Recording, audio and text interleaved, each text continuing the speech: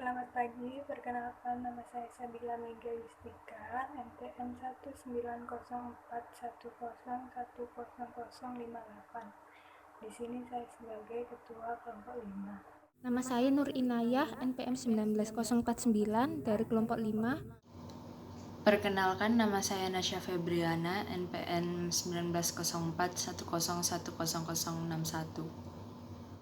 Kenalkan, nama saya Betania Anggi Pravika, NPM 190410110078. Saya di sini sebagai anggota. Nama saya Tias Ayu, NPM 190410101079. Di sini saya sebagai anggota dan juga editor dalam pembuatan video ini. Terima kasih. Indonesia memiliki keanekaragaman makanan khas di setiap daerahnya. Indonesia memiliki berbagai jenis makanan, minuman, kudapan dari berbagai daerah di penjuru Nusantara.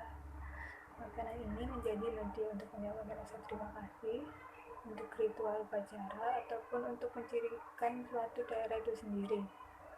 Makanan khas daerah merupakan aset yang menguntungkan bagi suatu daerah dan mempunyai peranan penting sebagai daya tarik wisatawan dan kekayaan bangsa di bidang kuliner.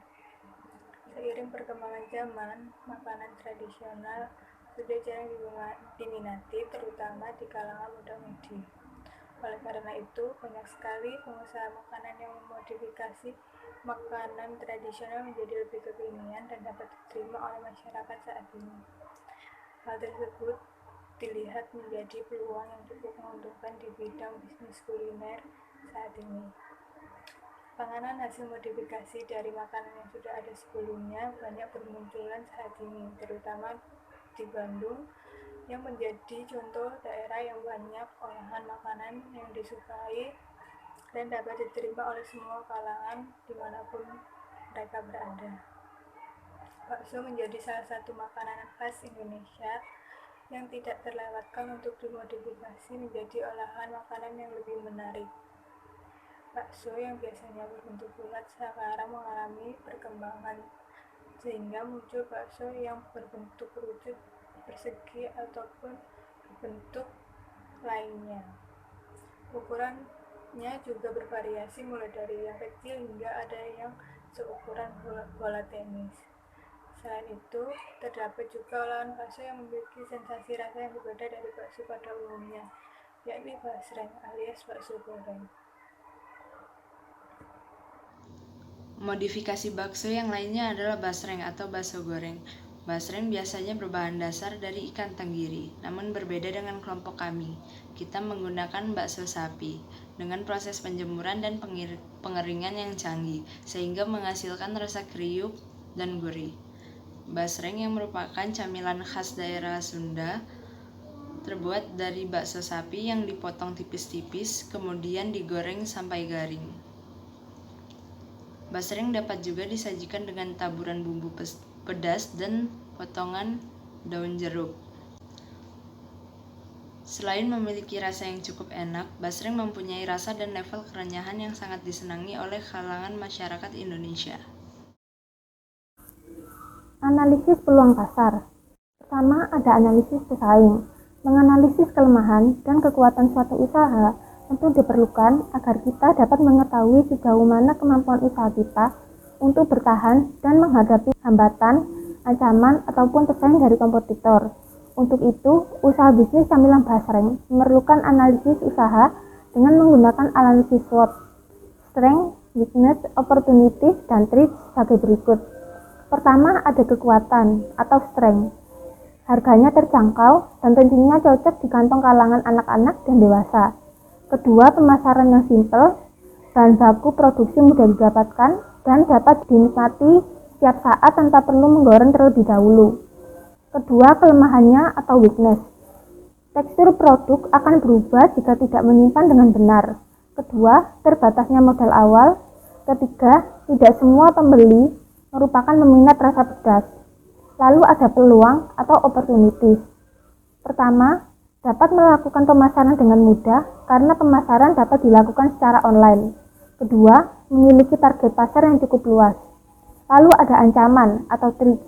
Masyarakat terkadang kurang tertarik dengan usaha yang masih kecil atau tidak begitu besar. Semakin banyak bermunculan usaha camilan ringan yang sejenis sehingga dapat menyaingi usaha kami dengan varian yang berbeda-beda. Lalu peluang pasar. Bisnis ini dapat membuat peluang pasar yang lebih baik karena kualitas basreng yang kami gunakan berkualitas. Basreng ini diolah tanpa adanya bahan kimia seperti pewarna, pengawet, atau lainnya, sehingga aman dikonsumsi setiap hari tanpa menimbulkan efek samping bagi tubuh. Lalu untuk strategi pemasaran yang kami lakukan, yaitu dengan mempromosikan produk di berbagai sosial media seperti Instagram, WhatsApp, atau lainnya. Pertama, saya akan menjelaskan bahwa produk kami ini, basreng merupakan camilan kekinian yang sangat diminati oleh muda-mudi di Indonesia.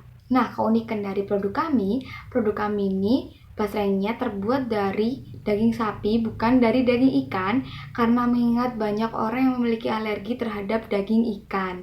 Nah, jadi kami memutuskan untuk memakai daging sapi.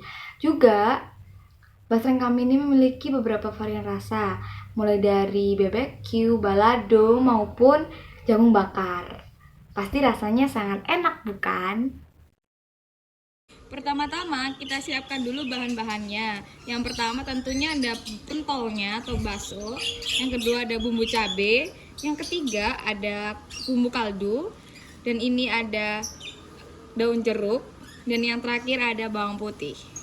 Selanjutnya, kita potong-potong tipis pentol atau baksonya.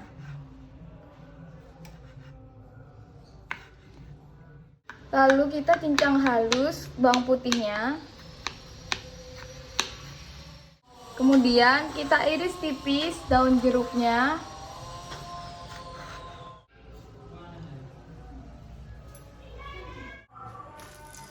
Goreng pentol hingga kering. Tumis bawang putih yang telah dicincang dan daun jeruk yang sudah dipotong kecil-kecil.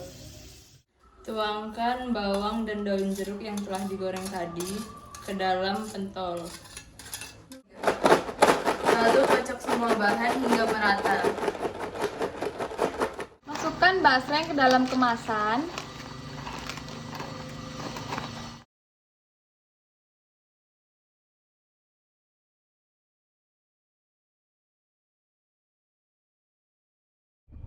Nah, dalam pembuatan basreng tersebut, kita akan membuat 3 kali produksi, di mana dibutuhkan anggaran sejumlah 1.824.000. Nah, dari situ untuk balik modal, titik modal tersebut bisa kembali saat kita menjual per pisis basreng itu seharga 18.500 begitu. Makanan ini cocok untuk disantap dengan keluarga sambil menonton TV.